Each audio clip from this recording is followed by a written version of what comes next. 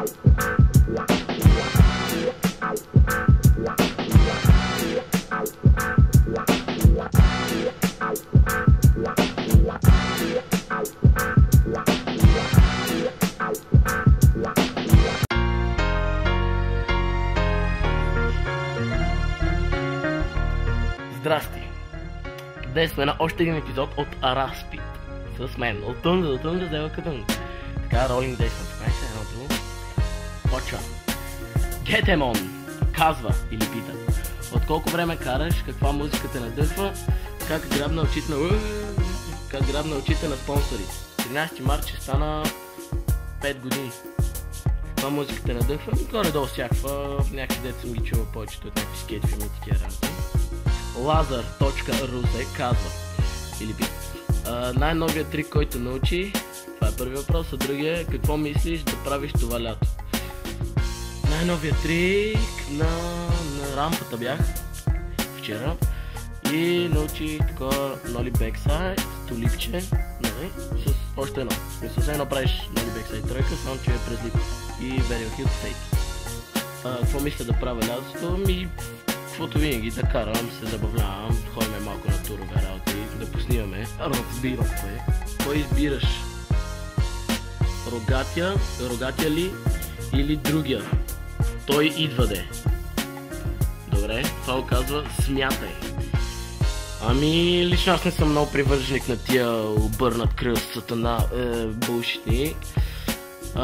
Тъй че съм малко повече към другия, ама heavy metal, rock and roll. Ломбата пита: кога ще разхождаме козите? Какви кози, бе, брат? Може би дойда до Варна, ще разхождаме козите. Вносители правят деца известни и после се чудят защо са bullshit from time to time and sometimes all the time. Тук скоро говоря. Пис и усмихчета. Продуктово позициониране. Тук и тук. Така. Дъската ми е там. Робче. Перфектна. Няма друго. Стиви Долна черта Барошкин казва: гласувай за мен в Next Level. Не.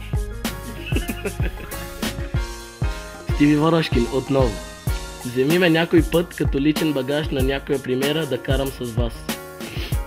Дали имах толкова голям сак, ще вземам и други неща. Но за момента няма как. They see me rolling. Някакъв много тежък тип.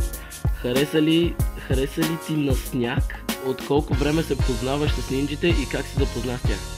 С Риста и с Димо се запознах още преди много време, примерно при 3-4 години, нещо такова, преди много време. Бяхме на НДК и нещо седях, ще говорих с Боги, Блогдън България. Те бяха нещо някъде на съседната пейка и просто ми струваха някакви пичаги и нещо се бяхме заговорили от тогава. Боги ми каза, че всъщност са нинджите. И аз се чудих какво е нинджите и се смеехме много с вас, какви тия нинджи, на друго. Боги Долна черта СЗ казва: какво би посъветвал тук, що започващите? И по-конкретно по-възрастните като мен на 30 години съм. Бах ти свежа тип, ева, брат. Той се заребил на 30, това е супер. А тук и си, брат, да я знам. В смисъл, колкото по-дълго време мине, толкова ще му свикнеш и така нататък. Иначе, щом си се заребил, значи вече знаеш, че е яко, тъй че то там си почва. Джипси Хадесос. Ето го!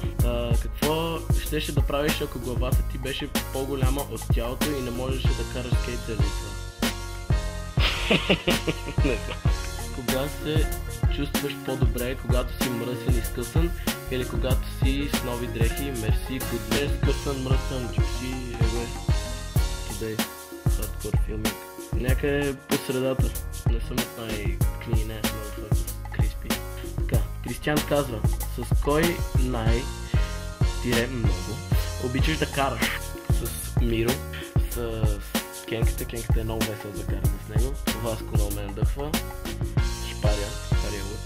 По какъв начин те спонсорираха? Безплатно ли получаваш нещата от спонсорите? Какво трябва да можеш, за да те спонсорират? От кога караш ще отговоря. Как ме спонсорираха? Така? Безплатно. Какво трябва да можеш?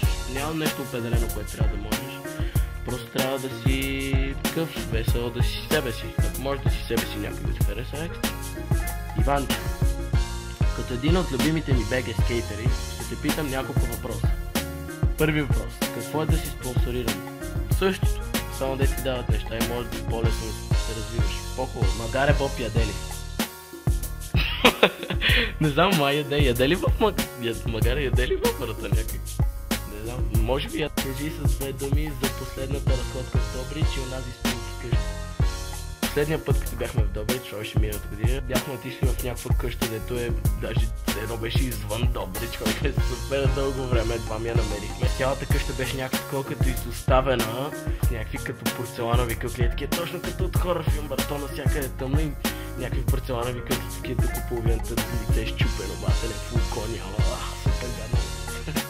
Стиви Варошкин пак пита, познаваш ли Скуби-Ду? Бих искал, но не. Последният въпрос. Ето го и последният най-брутален въпрос. Ще видим какъв е. Най-лошото ти падане. Малко смешна история. Дъската им беше много изядена. Мъчих Ноли Хил от виража.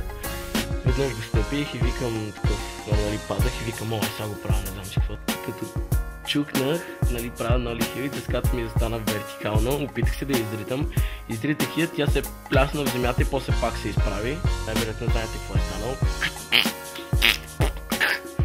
Гадно кръв, всяка работи. После ходих на лекар, мислих си, че ми има нещо много лошо там, не знам, че какво ще се случва. Казаха ми, че ще имам деца. За вас, момичета, да знаете, ще имам деца. Това от мен, довиждане.